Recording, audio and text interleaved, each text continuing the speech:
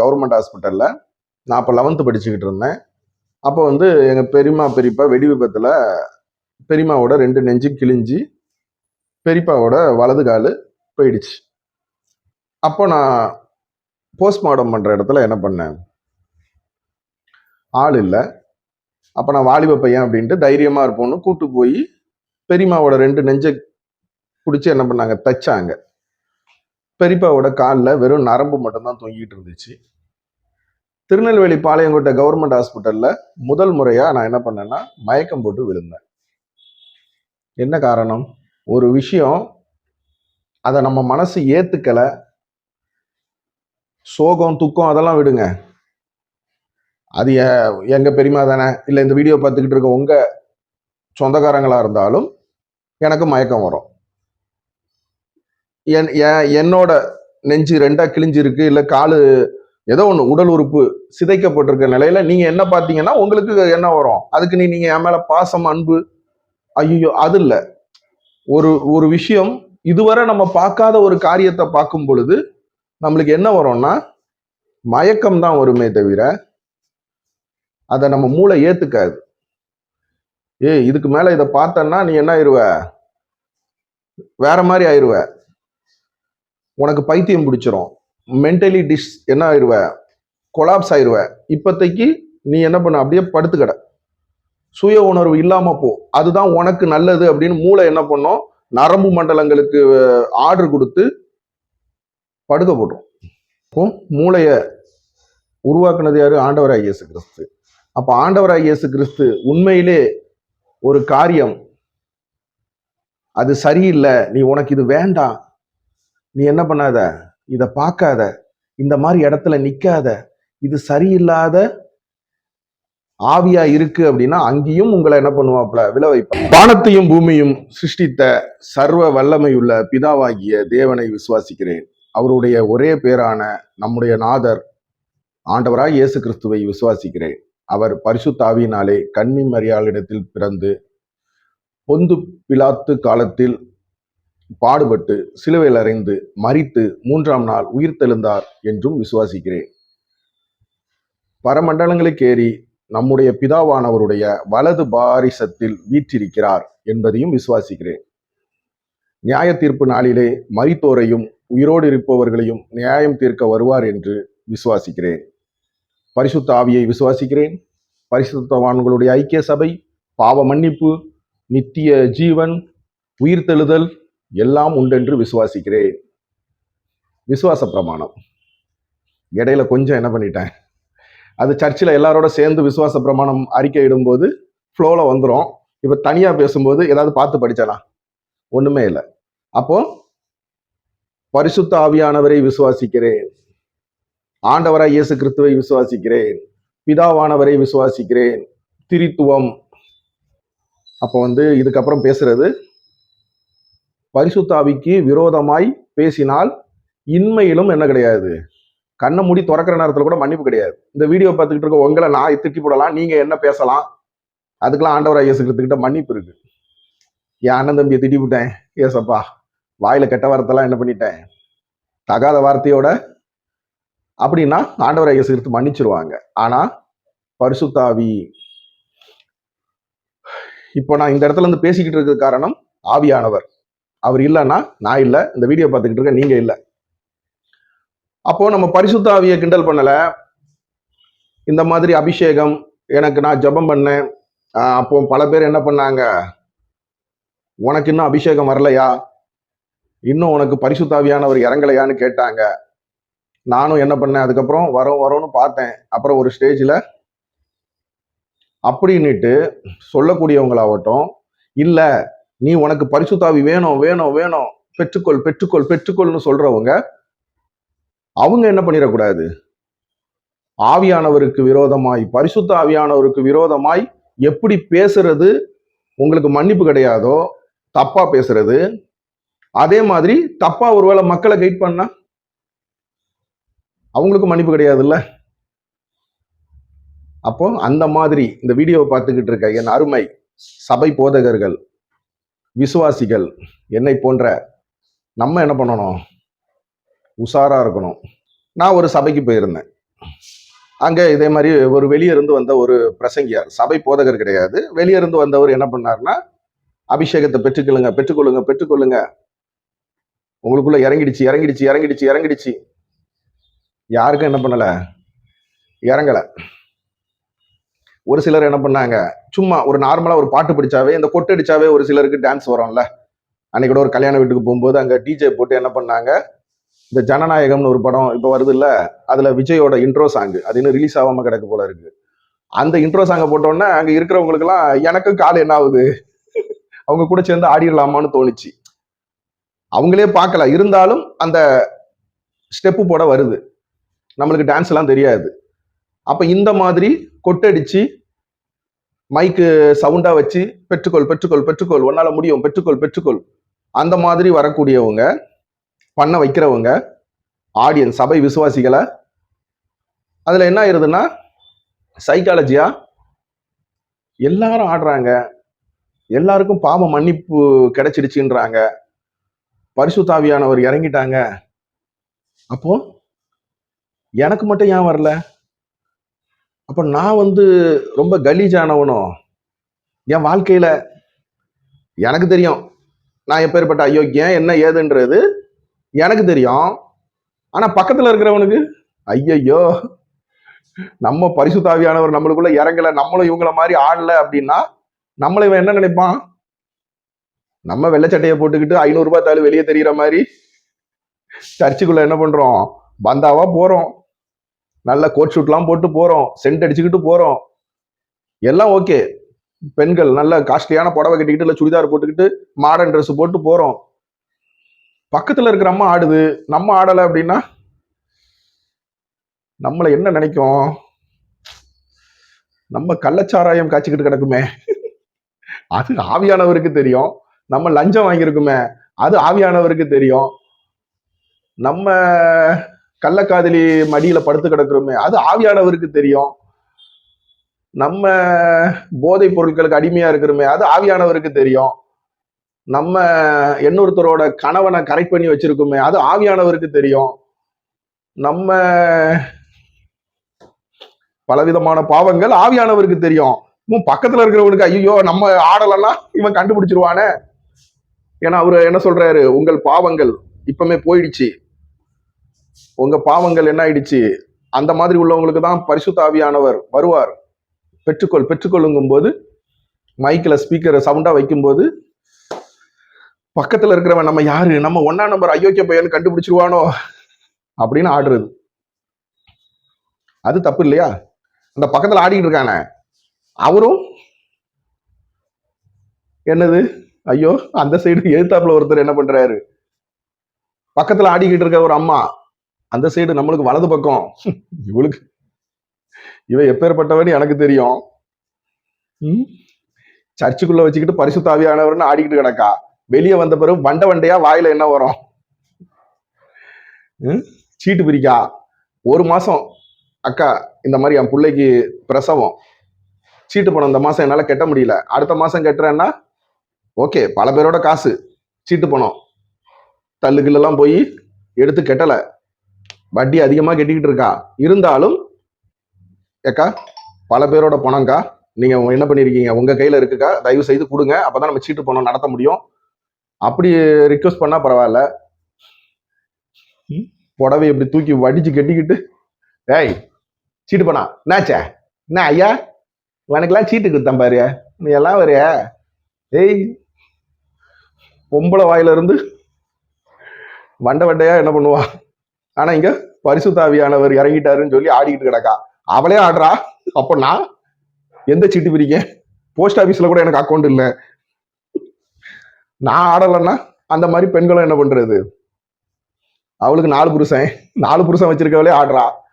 எனக்கு இந்த மாதிரி எல்லாம் பலவிதமான இப்படிதான் ஒரு சில சபைகள்ல என்ன ஆகுது. நான் இருந்த சபையிலையும் எல்லாரும் ஆடினாங்க, ஒரு சிலர் ஆடல. அந்த ஒரு சிலர் யாருன்னு கேட்டீங்கன்னா, யாரு உண்மையான பரிசுத்தாவியானவர், உண்மையான பரிசுத்தாவியானவரை நம்புறவங்க, ஆண்டவராகிய இயேசு கிறிஸ்துவை விசுவாசிக்கிறவங்க, பிதாவாகிய தேவனை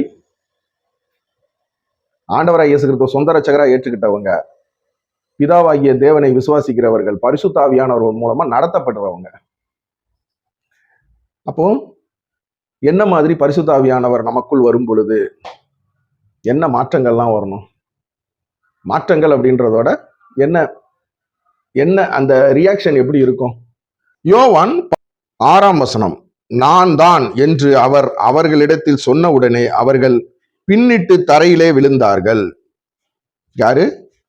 நசரேயனாகிய இயேசு கிறிஸ்துவையா தேடுறீங்க? நான் தான்ப்பா அவரு. ஆண்டவராகிய இயேசு கிறிஸ்து உயிர் தெழுந்து வந்த பிறகு சீடர்கள் என்ன பண்ணாங்க? அப்போ ஆண்டவராகிய இயேசு கிறிஸ்து அவங்க அந்த இடத்துல என்ன நினைச்சிருக்கலாம்? என்னையா நேத்து தான் அடக்கம் பண்ணோம், இன்னைக்கு என்ன பண்ணிட்டாங்க? இன்னைக்கு ஒருத்தர் வந்து நான் தான் நசரேயனாகிய இயேசு கிறிஸ்துன்னு சொல்றாரு. அந்த அதிர்ச்சி, ஆண்டவராகிய இயேசு கிறிஸ்துவை பார்த்த உண்மையான பரிசுத்த ஆவியானவரை பார்த்த ஒரு மகிழ்ச்சி. ஒரு சிலர் பேசும்போது பார்த்தீங்கன்னா கண்ணீர் வரும். நல்லா தான் பேசிக்கிட்டு இருப்போம், ஜாலியாக பேசிக்கிட்டு இருப்போம். என்ன ஆனந்த கண்ணீர்? அதுதான் பரிசுத்த ஆவியானவர். முகங்குப்புற விழுவோம், ஆனால் என்ன பண்ண மாட்டோம்?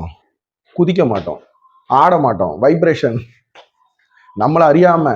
தானியேல் 10ஆம் அதிகாரம் 7ஆம் வசனம், தானியேல் ஆகிய நான் மாத்திரம் அந்த தரிசனத்தை கண்டேன், என்னோட இருந்த மனுஷரோ அந்த தரிசனத்தை காணவில்லை. அவர்கள் மிகவும் நடுநடுங்கி ஓடி ஒளிந்து கொண்டார்கள். நான் தனித்து விடப்பட்டு அந்த பெரிய தரிசனத்தை கண்டேன். என் பலனெல்லாம் போயிற்று, என் உருவம் மாறி வாடி போயிற்று, திடனற்று போனேன். ஆண்டவராகிய இயேசு கிறிஸ்துவ என்ன பண்றாங்க? இதை பிற மதத்துல இருந்து பார்த்துட்டு இருப்பீங்க. தானியேல் காலம் பிதா, சரி, ஆண்டவராகிய இயேசு கிறிஸ்துன்னு வச்சுங்க. ஆண்டவராகிய இயேசு கிறிஸ்துவை பார்க்கும்போது மற்றவங்க எல்லாம் என்ன பண்ணிட்டாங்களாம்? நடுங்கி. ஆனா தானியேல், இப்ப நம்ம சொல்றோம்ல ஆடுறது குதிக்கிறது இல்ல. என்ன சொல்றாப்புல தானியேல்? அந்த தரிசனத்தை நான் பார்க்கும்போது என் பலனெல்லாம் போயிற்று, உடம்பு வீக் ஆகி போச்சு, என் உருவம் மாறி வாடி போயிற்று, முகம் எல்லாமே மாறி போச்சு, உருவமே மாறிடுச்சு. தானியேல் எந்த வயசுல அப்படி பார்த்தாப்புலன்னு தெரியல. ஒருவேளை உதாரணத்துக்கு ஒரு 30 வயசுல ஆண்கள் என்ன பண்ணுவாங்க? அழகா தெரிவாங்க. எல்லா ஆண்களும் தெரியுமா? வாலிப பயில்களோட இந்த 30ல இருந்து 40 வயசுக்குள்ள அழகா தெரிவாங்க. ஒருவேளை 40 வயசா இருந்திருக்கலாம், 30 வயசா இருந்திருக்கலாம். அப்போ கிழமை மாதிரி ஆயிட்டாயா, அந்த மாதிரி ஆயிட்டாரு. திடனற்று போனேன். அப்ப தரிசனத்தை நீங்க உண்மையிலே பார்த்தீங்க அப்படின்னா பலவீனமான பாத்திரமாய் மாறிவிடுவோம். கரெக்டா? அப்போ உண்மையான தரிசனத்தை நீங்க பார்க்கணும் அப்படின்னா பார்த்தீங்க அப்படின்னா பலவீனம் அடைவீர்கள். நான் சொல்லல, பைபிள். 1 யோவான் 4ஆம் அதிகாரம் 1ஆம் வசனம், பிரியமானவர்களே, இந்த வீடியோவை பார்த்துக்கிட்டு இருக்கவங்களே, உலகத்தில் அநேக கள்ள தீர்க்கதரிசிகள் தோன்றியிருப்பதினால் நீங்கள் எல்லா ஆவிகளையும் நம்பாமல் அந்த ஆவிகள் தேவனால் உண்டானவைகளா என்று சோதியுங்கள். நிறைய ஆவி இருக்கு. கொட்டடிச்சு சவுண்ட ஸ்பீக்கரை கூட்டி வச்சு ஆட வைக்கிற ஆவிகள், சினிமா தியேட்டர்ல ஆட வைக்கிற மாதிரி அப்படியே கண்ணை காட்டுறது, சவுண்டை ஏத்து ஏத்து ஏத்து ஏத்து ஏத்து. அது உண்மையான ஆவி, பரிசுத்த ஆவி கிடையாது. ஆவிதான், ஆனா அது வேற ஆவி. அதை நீங்களும் நானும் தான் என்ன பண்ணணும்? பிரியமானவர்களே, கண்டுபிடிக்கணும். 1 கொரிந்தியர் 14ஆம் அதிகாரம் 33ஆம் வசனம், தேவன் கலக்கத்திற்கு தேவனாய் இராமல் சமாதானத்திற்கு தேவனாய் இருக்கிறார். பரிசுத்தவான்களுடைய சபைகள் எல்லாவற்றிலும் அப்படியே இருக்கிறது. ஆண்டவராகிய இயேசு கிறிஸ்து கலகம் பண்றவர் கிடையாது. இந்த இப்படி ஆட விட்டு குதிக்க விட்டு கேவலப்படுத்தி இந்த மாதிரி மக்களை குழப்புறவர் கிடையாது. அப்போ சமாதானம். நீங்க சமாதானம் சந்தோஷத்தோட திருச்சபையில உட்கார்ந்து எழும்பி, அக்கா நல்லா இருக்கீங்களா, அண்ணன் நல்லா இருக்கீங்களா, ஏன்னா போன வாரம் சபைக்கு வரல, எனக்கு கொஞ்சம் உடம்பு சரியில்லை, பார்த்துக்க. உடம்பு சரியில்லையா? சபை போதகர் வந்து உங்க வீட்டுக்கு வந்து வீடு சந்திக்க வந்தாரா? வந்தாரு. மூப்பர்கள் ஐயா எங்ககிட்ட நீங்க ஏன் சொல்லல? ஐயோ, சபை போதகர் சொல்லலையா, இருங்க. அந்த மாதிரி உங்களுக்கு ஏதாவது தேவைப்படுதா? உதவி ஏதாவது வேணுமா? உடம்பு சரியில்லை, இங்கேல பிள்ளைக்கு ஃபீஸ் கட்டணுமா, வேலை போயிடுச்சுன்றிய, உங்களுக்கு மளிகை ஜாமான் நம்ம சர்ச்சில் தசம பாகம் நிறைய வந்திருக்கு, அது மூலமா வாங்கி தரட்டுமா? கமிட்டியில் உள்ளவங்க எல்லாம் சேர்ந்து. இதுதான் ஆண்டவராகிய இயேசு கிறிஸ்துவோட பரிசுத்த ஆவியானவர் ஒருவருக்குள் இறங்கும் பொழுது எல்லாம் என்ன ஆயிரும், பகலாம் மறந்துடணும். பகலாம் போய் அங்க பரிசுத்தாவியானவர் பேரை சொல்லிக்கிட்டு டக்க டக்க டக்க டக்குன்னு ஆடுறது. இங்க ஒரே ஒரு காலண்டர் சர்ச்சில், ஐயா காலண்டரா பிரதர், நீங்க சர்ச்சுக்கு ஒழுங்கா சந்தா கட்டுறீங்களா? இல்லையா, நான் கொஞ்சம் கெட்ட முடியாம போய். சந்தா கட்டாதவங்களுக்குலாம் என்ன கிடையாது. இதுல எங்கேயா அப்புறம் பரிசுத்தானவர் இருப்பாரு? ஒரு 50 ரூபா காலண்டருக்கு இல்லாத டைலாக் பேசுறது. ஒரு வாக்குத்தத்த அட்டையை வாங்கி வச்சுக்கிட்டு, இந்த வாக்குத்தத்த அட்டை ரொம்ப காஸ்ட்லியா ரெடி பண்ணியிருக்கோம், இதோட ரேட் 500 ரூபாய், வசனத்தை துட்டு கொடுத்து என்ன பண்றது? அப்படியே இல்லைனாலும் நீங்க சர்ச்சுக்கு ரெகுலரா வரல பிரதர், நீங்க தசம்பாகம் சோத்திர காணிக்கெல்லாம் ஒழுங்கா வைக்கல, உங்களுக்கு நம்ம சபையில இருந்து இந்த வாக்குத்தத்த அட்டை கிடையாது, ஏன்னா இதை லாமினேஷன் பண்ணியிருக்கோம். அப்புறம் என்னத்த பரிசுத்தாவியானவர்னு சொல்லி கொட்டடிச்சு ஆடி என்ன பிரயோஜனம்? யோவான் 16ஆம் அதிகாரம் 8ஆம் வசனம். அவர் வந்து, யாரு? ஆண்டவராகிய இயேசு கிறிஸ்து வந்து பாவத்தை குறித்தும் நீதியை குறித்தும் நியாய தீர்ப்பை குறித்தும் உலகத்தை கண்டித்து உணர்த்துவார். அப்ப பரிசுத்தாவியானவர் நம்மளுக்குள்ள வரும்போது, நீ பாவம் செய்யற, திருச்சபை விசுவாசியாகி நீ ஏமா முக்காடு போடல, முக்காடு போடாத உன் தலையை என் ஆண்டவர் என்ன பண்ணுவாரு, வெட்டி போட சொல்லியிருக்காரு. அப்படியா ஐயா? நான் வந்து, நீ யாருமா, நீ கைலாங்கடைய, ஓ நீ வந்து மளிகை கடை வச்சிருக்கிற ஒரு அவரு பொண்ணா, ஓ உங்க அப்பா கூலி வேலை பார்க்காரு, நீ அடுத்த வாரத்துல இருந்து முக்காடு போட்டு வரணும், சரியா? நீமா, ஓ உங்க அப்பா, ஓ அவரா, பிஎம்டபிள்யூ கார்ல வருவீங்க, ஓ ஓகேம்மா, ஓ உங்க அப்பா கோடீஸ்வரர்ல, நீ முக்காடு போடலன்னா பரவாயில்ல. இது கிடையாது. அப்ப பரிசுத்தாவியானவர் ஒருத்தருக்குள்ள வரும்போது பாகுபாடு, சபை பாகுபாடு இல்லாம எல்லாரும் என்ன பண்ணணும், ஒண்ணு போல பார்க்கணும், பாவத்தை கண்டிச்சு உணர்த்தணும். நீ ஏமல உன் கெட்டின பொண்டாட்டி விட்டு வேற ஒருத்தி கூட வார, என் சர்ச்சில் இடம் கிடையாது, வெளியே போல, இது சர்ச்சின்னு நினைச்சியா என்னன்னு நினைச்ச, இப்படி சொல்லணும். ஆனா அந்த மாதிரி தெரிஞ்சு அவங்களுக்கு போய் என்ன பண்றது, சோத்திரம் போடுறது. அப்புறம் எங்க பரிசுத்தாவியானவர்? பாவத்தை கண்டித்து உணர்த்துவார், நியாய தீர்ப்பை குறித்தும் உலகத்தை கண்டித்து உணர்த்துவார். சபையாருக்கு என்ன பண்ணுவாப்புல, நீதியை குறித்தும் பரிசுத்தாவியானவர் வந்துட்டாருன்னா சொல்லுவார். ரோமர் 5ஆம் அதிகாரம் 4ஆம் வசனம். உபத்திரவத்திலேயும் மேன்மை பாராட்டுவோம். பரிசுத்தாவியானவர் நம்மளுக்குள்ள வந்துட்டாங்கன்னா உபத்திரப்படுவோம், கஷ்டப்படுவோம். பல பேர் நம்மளை என்ன பண்ணுவாங்க, காரி துப்புவாங்க. ஆண்டவராகிய இயேசு கிறிஸ்துக்காக மட்டும் இல்ல, ஒரு கண்ணத்தை அடிச்சா அடுத்த கண்ணத்தை காட்டு. அவன் நம்மளை ஒருத்தர் நம்ம கூட வழக்காடுறாங்களா, நீ என்ன பண்ணு, வாப்பா நீ நினைச்சு சேர்ந்து பேசிக்கிட்டே என்ன பண்ணுவோம், சகோதர அன்பு. உபத்திரப்படுத்தினாலும் பரிசுத்தானி ஆவியானவர் நம்மளுக்குள்ள வந்துட்டா நம்மளுக்குள்ள என்ன, கோபம் வராது, சிரிச்சுக்கிட்டே இருப்போமா. அதுக்கு நீ எப்ப பார்த்தாலும் சிரிச்சுக்கிட்டே இருந்தா, பரிசுத்தாவியானவர் வந்துட்டாருன்னு சிரிச்சுக்கிட்டா அது வேற மாதிரி ஆயிரும். சகிப்புத்தன்மை, இதெல்லாம் இருக்கணும். பரிசுத்தாவியானவர் வந்தாருன்னா, சும்மா பரிசுத்தாவியானவர் வந்துட்டாருன்னு அங்க கொட்டடிச்சு ஆடிவிட்டு அப்புறம் இங்க வெளியே வந்த உடனே சர்ச்சில் இருந்து பைக்கை திருப்பும் போது சர்ச்சில் இருக்கிறவங்க கிட்ட, ஓகே பிரதர், ஓ பைக்ல இடிச்சிருச்சா, ஓகே. அங்க ஏதோ ஒரு ரோட்ல போகும்போது ஒரு வண்டிக்காரரு லைட்டா தட்டிட்டாருன்னா, இலை அந்த மோனை இந்த மோனை, அது என்ன ஆகுது, பரிசுத்தாவியானவருக்கான அடையாளம் அது கிடையாது. உபத்திரவத்தை சகிக்கணும். இது உங்க எல்லாருக்கும் தெரிஞ்ச வசனம். 2 கொரிந்தியர் 5ஆம் அதிகாரம் 17ஆம் வசனம். இப்படி இருக்க ஒருவன் கிறிஸ்துவுக்குள் இருந்தால் புது சிருஷ்டியா இருக்கிறான், பழையவைகள் எல்லாம் ஒளிந்து போயின, எல்லாம் புதிதாயின. புடவை எடுக்கும் போது என்ன பண்ணிட்டாளுவ, என்ன விட்டுட்டு போயிட்டா, அக்காக்காரியாக என்ன, ஒரு குடும்பத்துல ஒரு கல்யாண வீடு, ஒன்னா புடவை எடுத்திருக்காளுவ, எனக்கு மட்டும் என்ன பண்ணிவிட்டா, பார்டர் சின்னதா வச்ச புடவை எடுத்து கொடுத்துட்டாளுவ. செத்தாலும் அவன் மூஞ்சில நான் இனிமே முடிக்க மாட்டோம்ல. நீங்களும் அக்காக்காரியாக தங்கச்சிக்காரியாகிய நீங்களும் என்ன பண்ணக்கூடாது, செத்தாலும் என் பொணத்து பக்கத்துல வந்து நிக்கப்படாது. எதுக்கு, அந்த பார்டர் சின்னதா புடவை எடுத்து. இந்த மாதிரி என்ன பண்ணக்கூடாது, பழசெல்லாம் கழிச்சிடணும், எல்லாம் புதிதாகணும். பரிசுத்தாவியானவர் நம்மளுக்குள்ள வரும்போது அக்கா தங்கச்சி கிட்ட சண்டையா போய் பேசணும், அண்ணன் தம்பி கிட்ட சண்டையா போய் பேசணும், மாமா மச்சான் கிட்ட சண்டையா போய் பேசணும். அந்த வக்கரத்தெல்லாம் உள்ள வச்சுக்கிட்டு என்ன பண்ணக்கூடாது, அங்கிட்ட அங்க பாட்டு போடுறாங்க, அங்க கொட்டடிக்கிறாங்க, இங்க டக டக டக டக டக டக வல்லமை வல்லமை வல்லமை வல்லமை இறங்கி விட்டது, வல்லமை தேவை தேவா, இன்றும் தேவை தேவான்னு. அது பரிசுத்தாவியானவர் கிடையாது. பழசு யார் யார்கிட்டலாம் சண்டை போட்டிருக்கோமோ அவங்க கிட்ட எல்லாம் பேசுறது. அது மட்டும் இல்ல, இதே மாதிரி பழைய காரியங்கள்லாம் ஒழிச்சு போடுறதுதான் பரிசுத்தாவியானவர் நம்மளுக்குள்ள வர்றது. யோவான் 17ஆம் அதிகாரம் 27ஆம் வசனம், சமாதானத்தை உங்களுக்கு வைத்து போகிறேன், என்னுடைய சமாதானத்தையே உங்களுக்கு கொடுக்கிறேன். உலகம் கொடுக்கிற பிரகாரம் நான் உங்களுக்கு கொடுக்கிறதில்லை. உங்கள் இருதயம் கலங்காமலும் பயப்படாமலும் இருப்பதாக. சமாதானம் பண்ணுகிறவர்கள் பாக்கியவான்கள், அவர்கள் தேவனுடைய புத்திரர் எண்ணப்படுவார்கள். என்னதான் போடுவோம். சமாதானம் பண்ணி வைக்கிறவங்க மட்டும் கிடையாது, அதுக்கப்புறமா திரும்ப அந்த என்ன சமாதான குலைச்சல் வந்துச்சோ அதுல ஈடுபடாதவங்க தான் பரிசுத்த ஆவியானவர் நமக்குள்ள இருக்காங்க. சும்மா கொட்டடிச்சு ஆடுறது கிடையாது. ஒருத்தர் என்ன பண்ணணுமா, கனிகளினால் அறியணும். நான் இருக்கேன்னா என்கிட்ட அன்பு இருக்கா, பாசம் இருக்கா, பிரியம் இருக்கா, நேசம் இருக்கா, சாந்த குணம் இருக்கா, இது எல்லாமே தான் கனிகள் இல்லைங்களா? அந்த கனிகளினால் ஒருத்தர் என்ன பண்ணணும், அந்த கனிகள் தான் பரிசுத்த ஆவியானவர். அந்த கனிகள் இல்லாம நான் போய் நீங்க கொட்டடிக்கிறீங்கன்ட்டு நான் ஆடிட்டு கிடந்தேன்னு வச்சுங்க, அது என்னது,